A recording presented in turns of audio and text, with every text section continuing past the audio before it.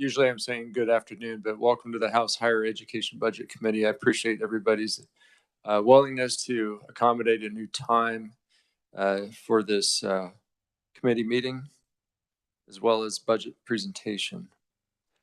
Before getting started, I'd like to see if any members are participating online. Trevor?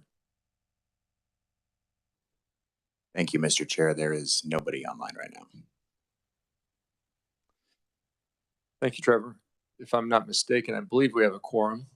We have 6 here, so we can move forward.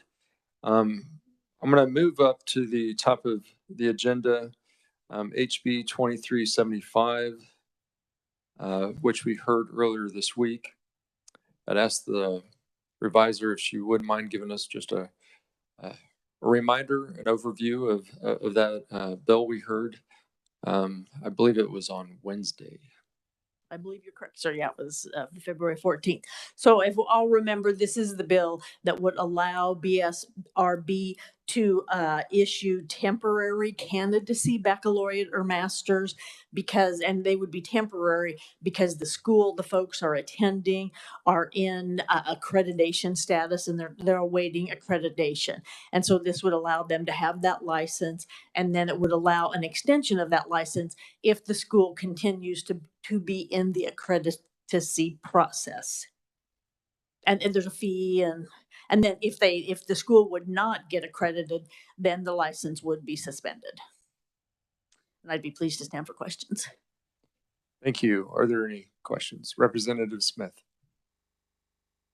Thank you. If they get a temporary license and say they practice for 2 years and the school's still working on their work, can they get a second temporary? Yes, sir. It would be considered an extension of that license. But yes, sir, they would apply for it, and then they would have to pay another $75 fee, sir. But yes, they could. Thank you. Thank you, Mr. Chair. Thank you. Are there any other committee questions? If not, thank you, Jill, for the review. I'd also like to welcome Representative Nguyen to the committee today. I apologize for not introducing you at the beginning, but pleasure to have you with us today. And seeing Representative Wassing here as well. We just finished up a summary the reviser provided regarding HB 2375. Any other questions about the bill? If not, what is the pleasure of the committee?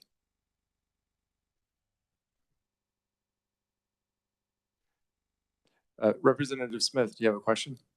Chair, I was wondering if I can make a comment about the bill. You may. To me, if somebody gets a temporary license and they're out working for 2 years in social work, there's no substitute for actually doing the job. So I think even though our classroom teachers are great, them being on the job is even greater. So I think it's a real positive for the student getting the temporary license, and I think it's a positive for the school to give them time to get all their paperwork ready. So just wanted to say that. Thank you. Thank you, Representative. What is the pleasure of the committee? Mr. Chair, I move that we pass out House Bill 2375 favorably for passage. Do I have a second? I second. Seconded by Representative Wassinger. Is there any discussion? Any discussion? I will remind the committee that we only had proponent testimony. So if there's no other discussion, we'll proceed to vote. All in favor say aye. All opposed, same sign. Motion carries. HB 2375 passes favorably.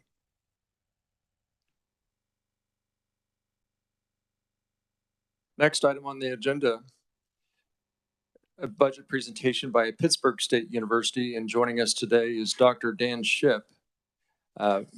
Dr. Shipp, welcome to the committee, and I believe you have another guest with you as well, and if you'd like to introduce him.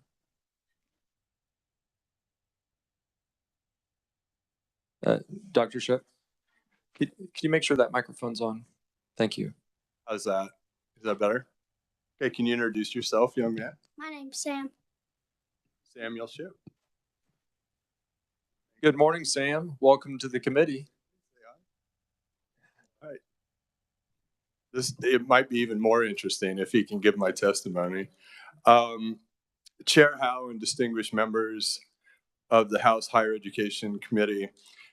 So I'm the 10th president of Pitt State, and I'm grateful to you for allowing me the opportunity to highlight the mission-driven work our faculty, staff, and our students are doing at Pitt State to make life better for everyone.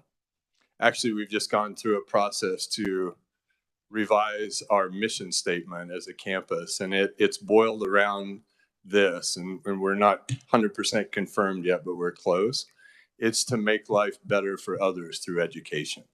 So I'm really proud of the campus as we work through the revision of our mission statement, but I think that tells you where our head and where our heart is when it comes to the work that we do.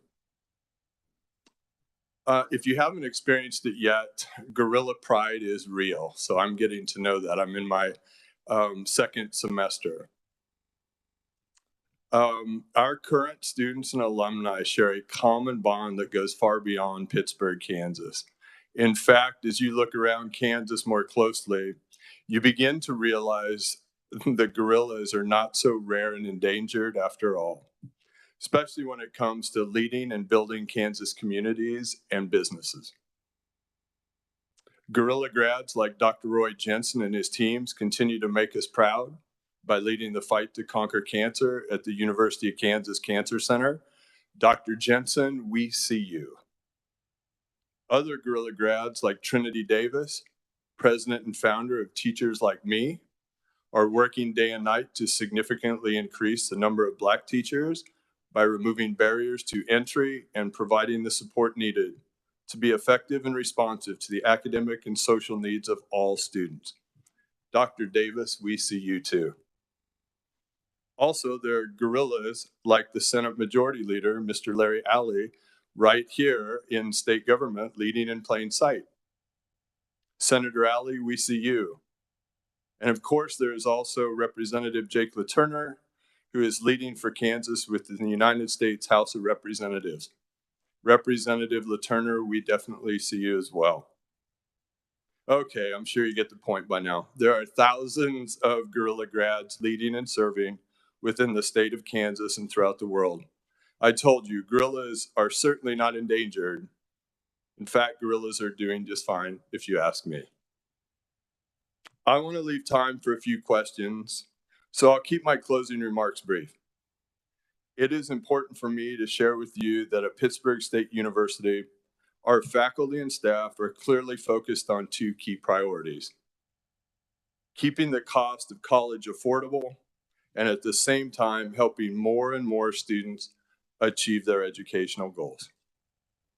We are inspired to set a high bar, not just within the state, but nationally, for helping students to be successful and graduate into chosen Kansas careers. As someone who grew up with a learning disability, I identify as dyslexic to this day. Reading this testimony is not easy. I can tell you there's no important work than we do to implement student success strategies that will meet students where they are today with their needs and where we'll be ready for them tomorrow. Whether as a returning veteran, first generation student, a student with a disability, student from rural or urban communities, I can assure you that Pitt State is up to the challenge for educating and preparing the Kansas workforce of tomorrow. While graduating more students is a critical step in growing tomorrow's talent and leadership pipeline in the state of Kansas, we also realize it is imperative for us to be successful in our research collaborations with other state institutions and corporations.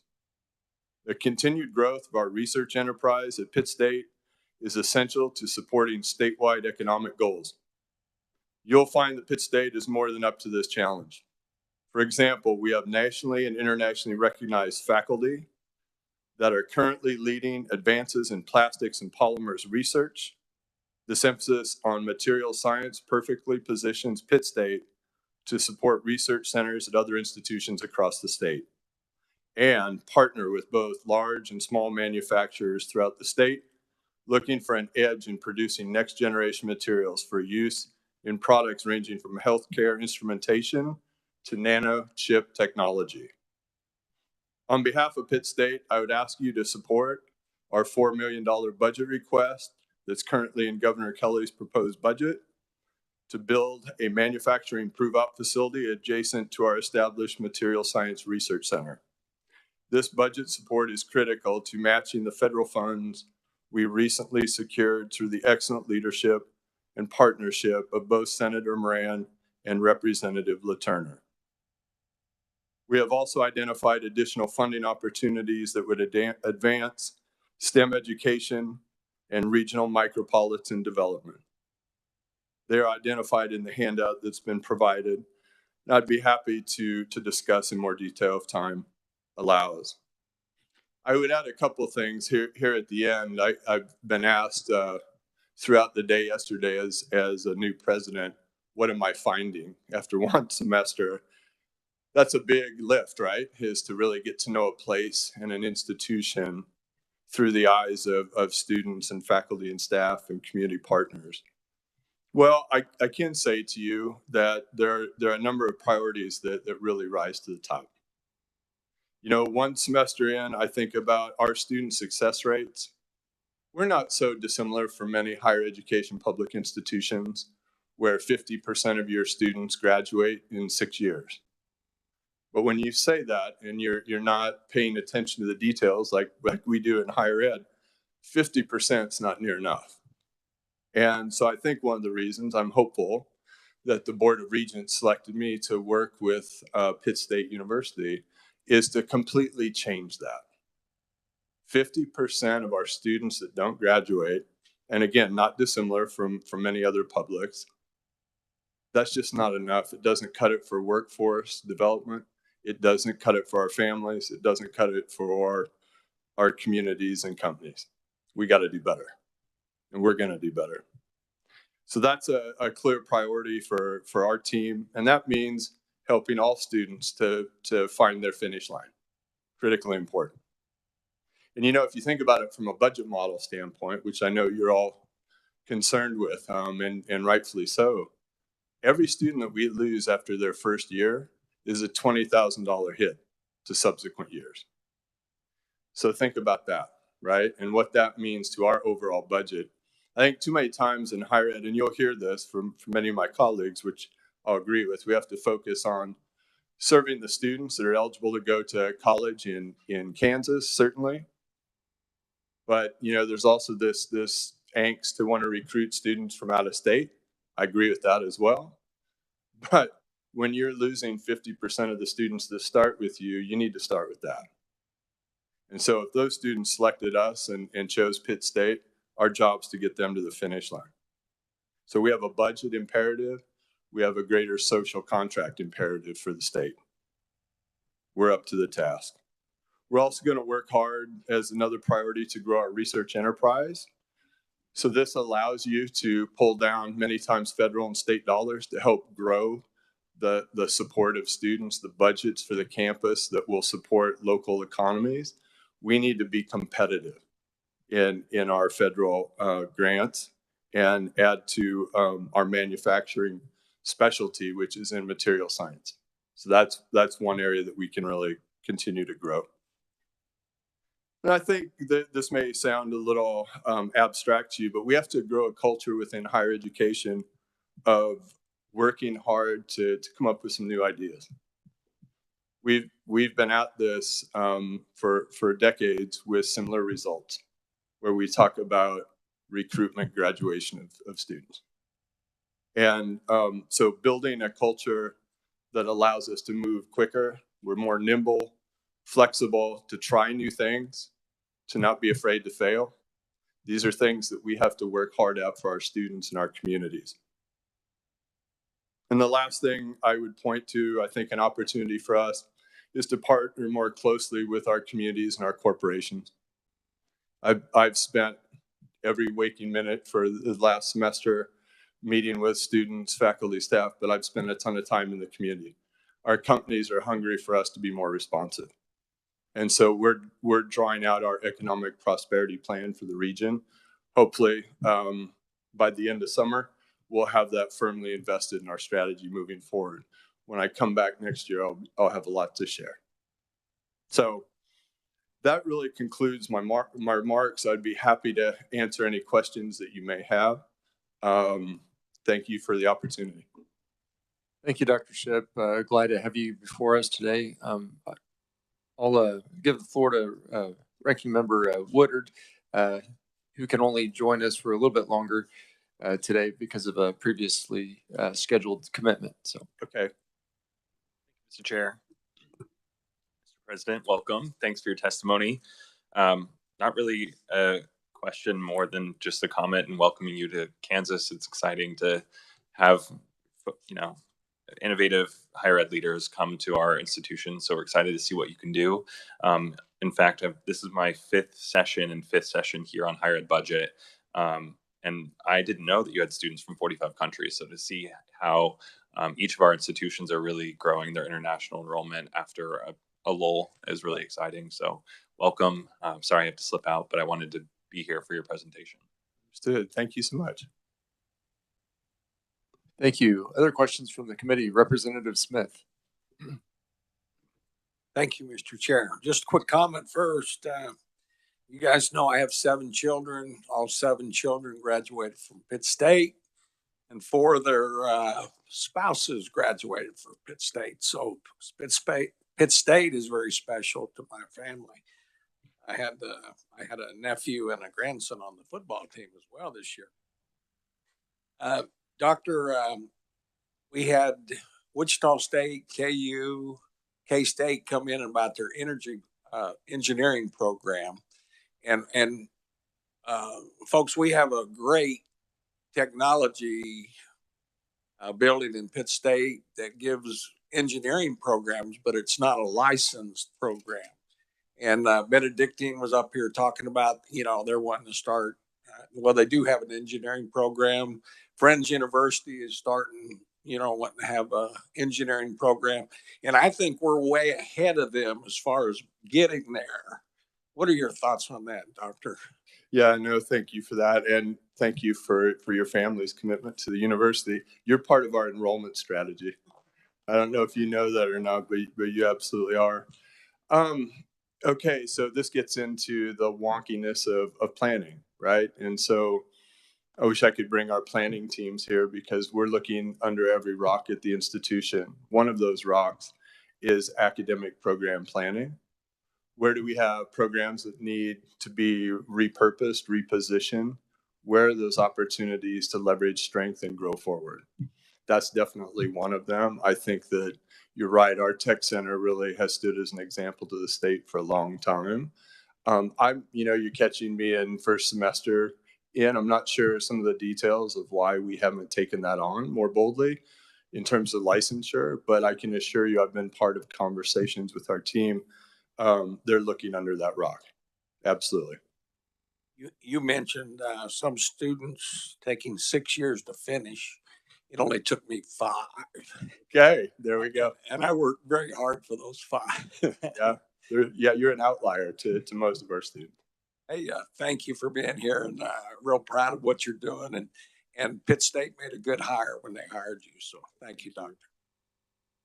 Thank you, Mr. Chair. Thank you, Representative Smith. We'll go to Vice Chair Blue, then Representative Wassinger after that.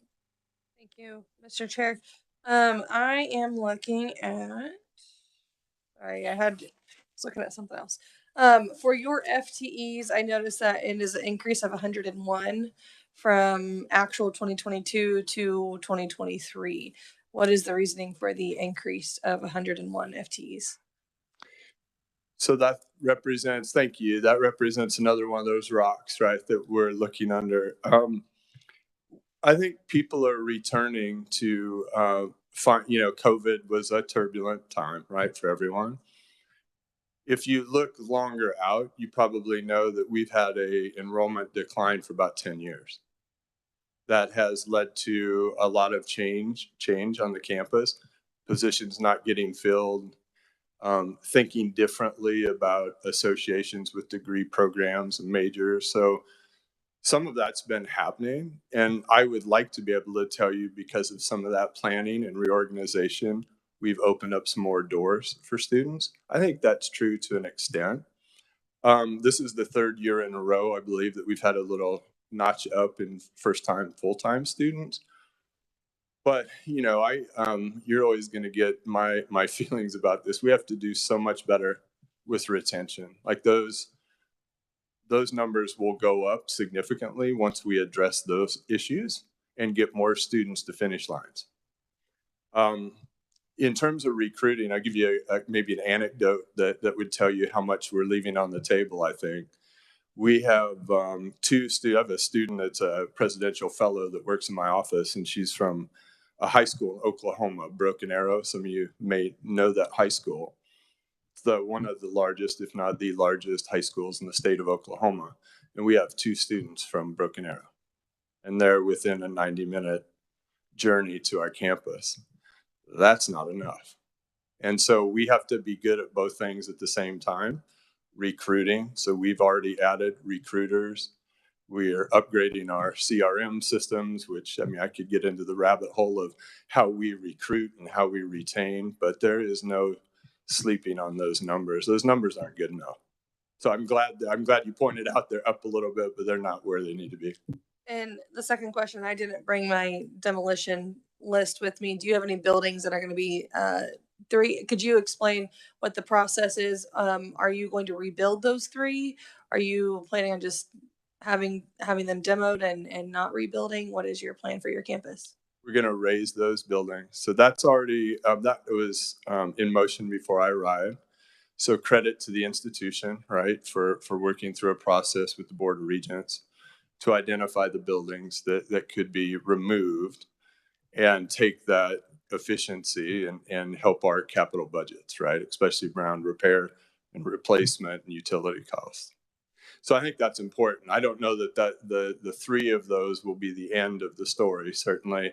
But also, if you look at one of the other rocks, right, that we've looked up, I've asked to see how we're scheduling classes throughout the day, how efficient we are, and credit to the Board of Regents. They've had studies to look at how efficient the campuses are being with scheduling courses at what times. And you find out there's a lot of stretch in the rubber band.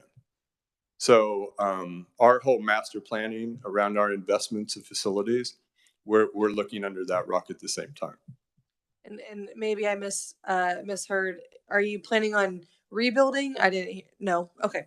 Thank you. No. In fact, we're moving offices. One of the offices is in our public safety and police, and we're moving to a different location at the campus. So again, that's the stretch in the rubber band. I think we have a lot more stretch there to be efficient. Representative Wassinger. Thank you, Mr. Chair.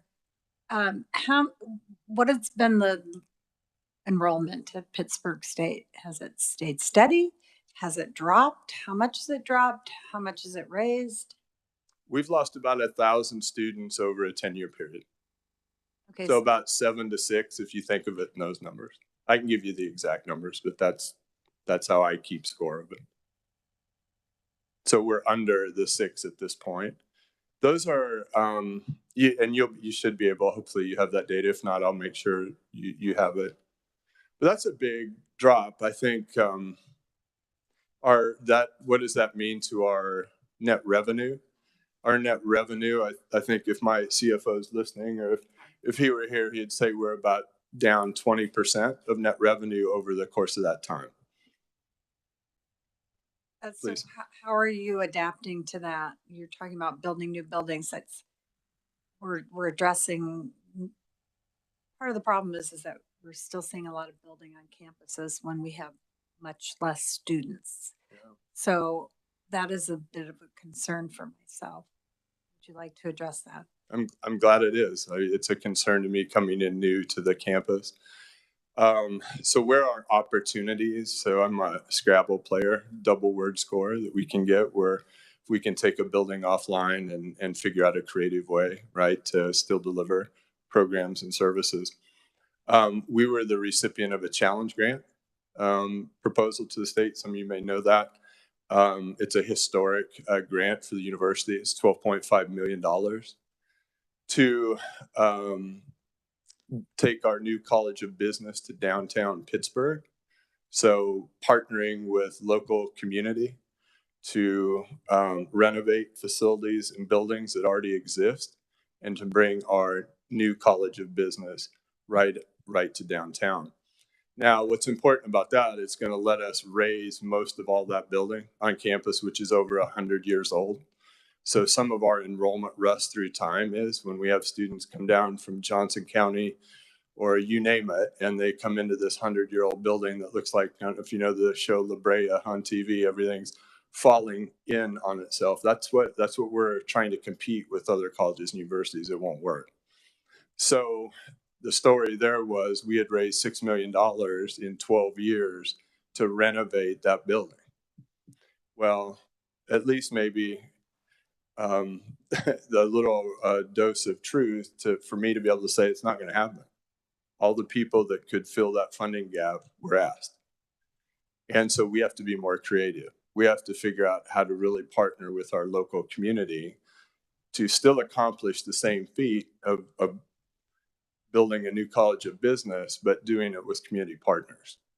And so that's exactly what we're doing. And so I think that's an example I would give you. How can we be more creative and innovative and find a solution that isn't just the same old thing?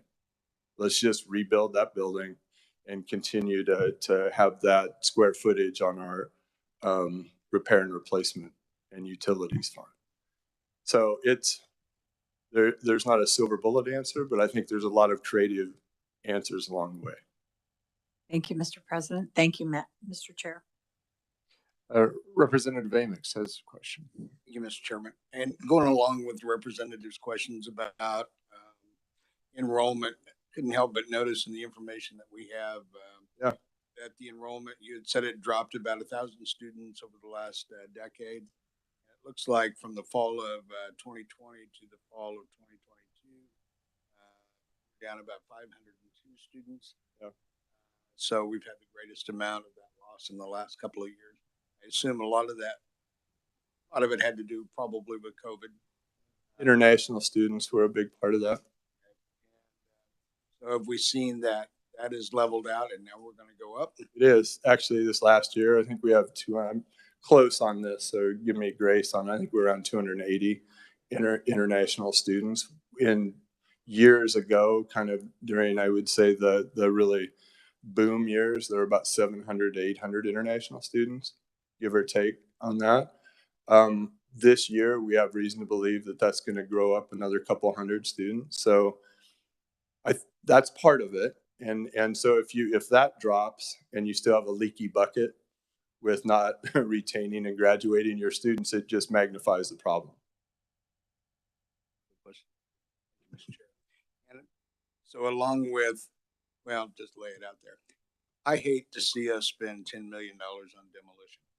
I know that you could use that money on kids. Yeah. I just know it. But understand too, as I look at deferred maintenance and the responsibility there, I guess my concern is we put $10 million a year into demolition. At what point did we go past our responsibility in taking care of the deferred maintenance buildings that were perfectly good one time, and we let them just kind of go past the point of return? We getting ready to continue to do that? Yeah. Well, so I know, has Dr. Flanders been here yet to kind of give the macro overview? So you can clearly see the sinking problem, right? I think, so you'll get my opinion on this. Remember, I'm new here, but I think not so different than the state I came from. We're pretty good at kicking the can down the road. And at some point, there's a reality that has to be dealt with. Either the building goes away, right, during your administration, or you've put a more strategic or innovative path forward. So, yeah. Well, thank you. And I think one of the worst things that we can do as a body here or as leaders back home is to allow things that we own that we have asked taxpayers to invest in to come to the point of demolition by neglect. Yeah. We're seeing a lot of that in what we're doing here. It's costing us real money to be able to take and pay for what was our responsibility. And by the way, it was great to meet Sam, and he looks good on. Oh, Thanks for. Dad was really interesting. Right? I know. But I would just like to say I agree with you 100%. Right. So this is a problem that has spider webs, right, all attached to it. And I apologize for everybody to listen to me rant, but it just kind of sticks in my throat. Yeah. Thank you, Mr. No, I appreciate I appreciate the discussion, and I think because of the formality of our committee meetings, sometimes it tends to be less conversational because there's an exchange of who gets to talk and whatnot. So, but I very much want that discussion because we're all here to learn and discuss, cuss and discuss. Hopefully, not much cussing, but more discussing. But I wanted to follow up, Dr. Ship. Can you tell me, restate, what is the request from PSU for the 4 million?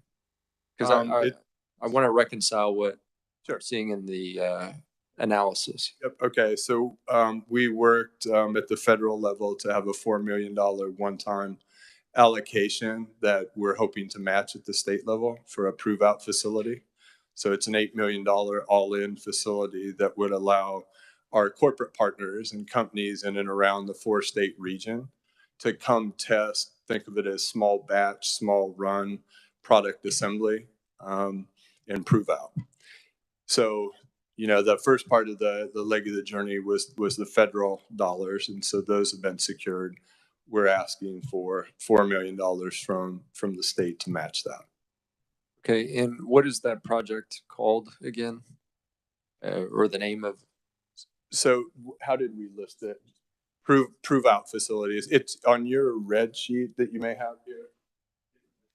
It's the material science and emerging technologies. It would be the first one.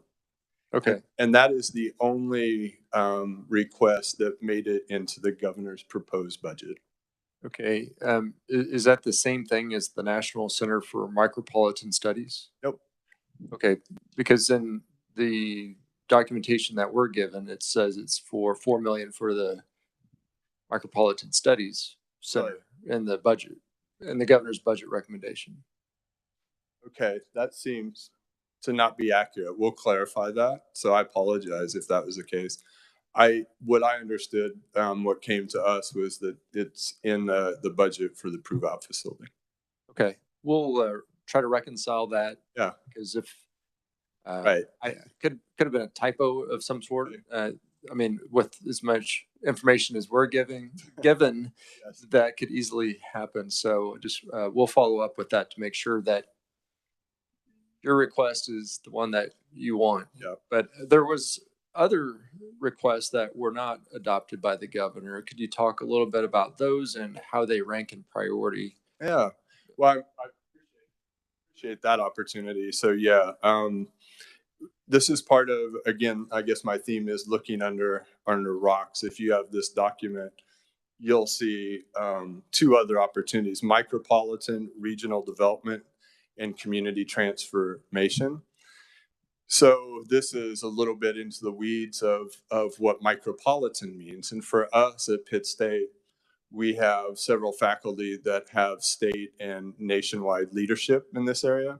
A micropolitan community focuses on communities between 10 and 50,000 students, or humans, right? Citizens that live in a community.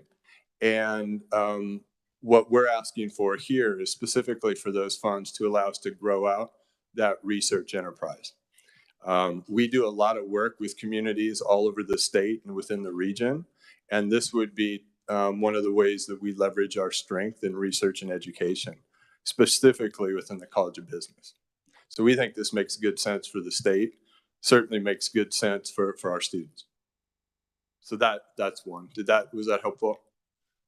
Yeah, that is great. I appreciate learning a little bit more about that. And I know sometimes the legislature's not able to honor all the requests, but it's good to kind of know what those are, especially as we come back perhaps next year to consider some of those that are left um, perhaps off the table for this funding year. Other questions from the committee?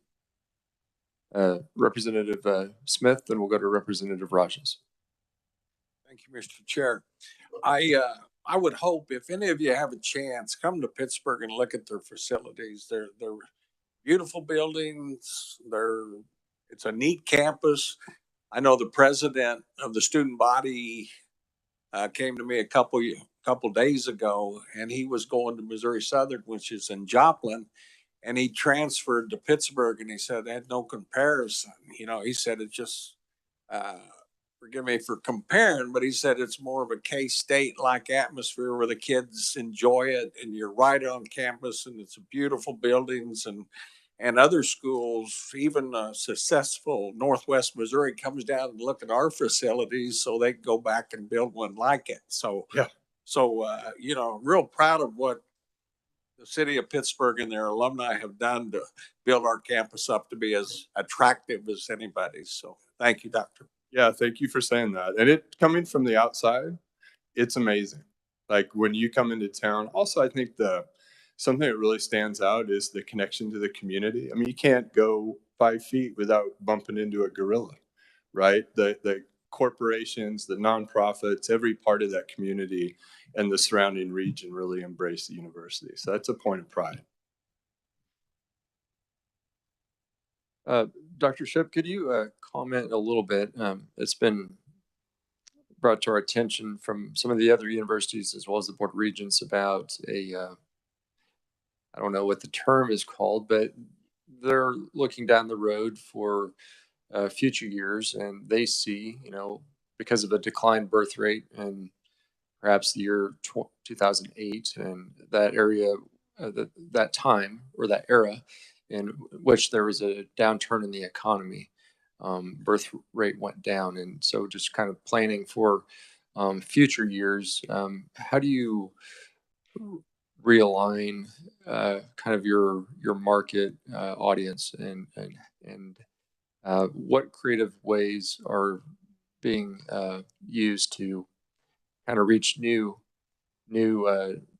demographics in terms of maybe first generation students and things like that. So I guess general thoughts and comments on that particular challenge. Well, it certainly is. I think that you're probably referring to the enrollment cliff, right? That is coming. You know, part of it for us is we have to think much differently. So what are some of the things we're working on? I'll give you a good example. We don't have a signed agreement yet, but this is heading down the road for us. You probably know, and I've seen this figure, so don't quote me on it, but we have hundreds of thousands of folks in the state that have some college credit but no finished degree. And so no surprise, right? If we have, and many times 50% of our students are leaving without a credential, owing money, and life gets in the way, they never get a chance to finish. And so we have a large company that we're talking about. I have some experience with this in another state of building a corporate educational partnership. And so with that, we can be the exclusive educational benefit provider for that company, for all of their employees and dependents, setting a market rate tuition for those employees and their dependents. In a way, it helps us corner part of a market. And it's their employees that are not only in the state of Kansas, but outside the state as well. So many of our larger companies have fingers that stretch out nationally and internationally.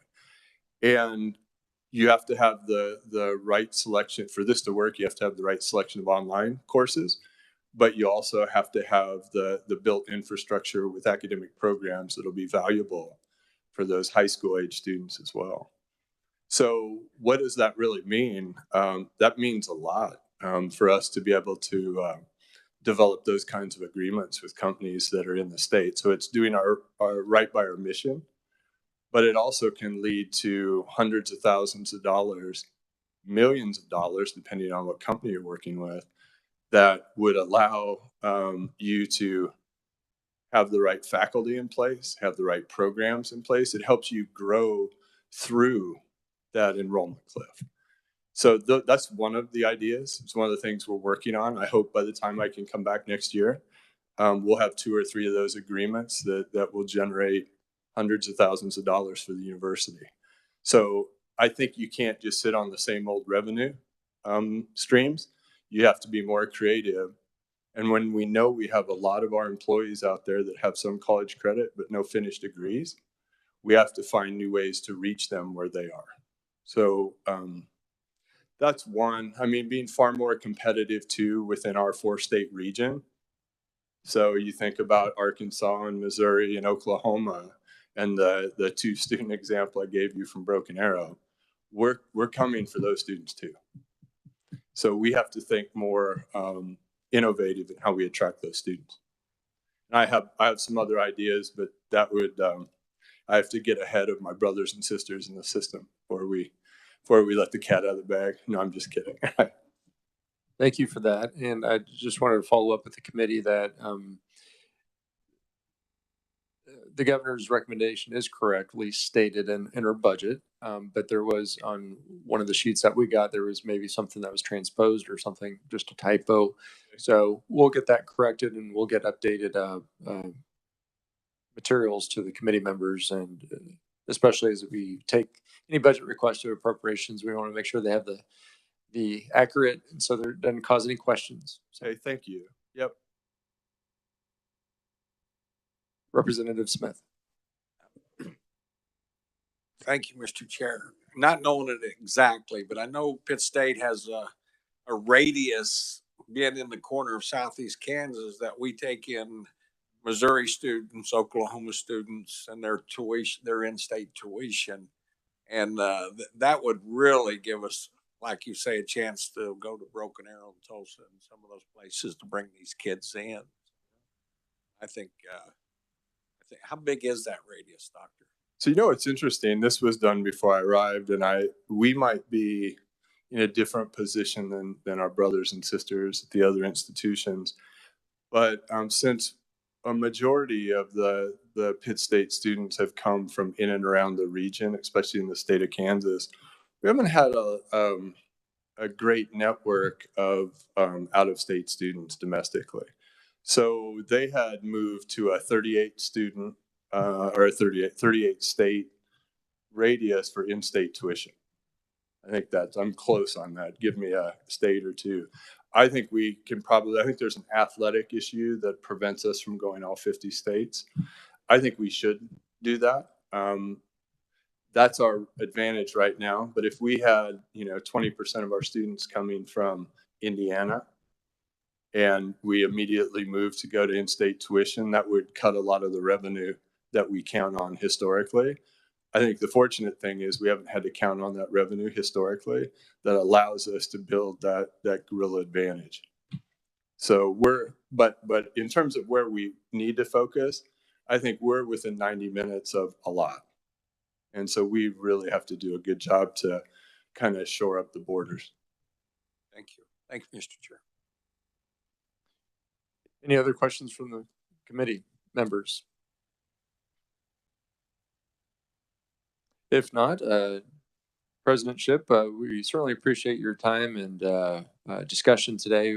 We learned a lot and look forward to working with you as the budget process unfolds. Yeah. Well, thank you. It is an honor and a privilege to be with you today. Take care. Thank you. And if we have any questions for Pittsburgh State University, where should members of the committee direct that to? I see you have another guest perhaps with you today.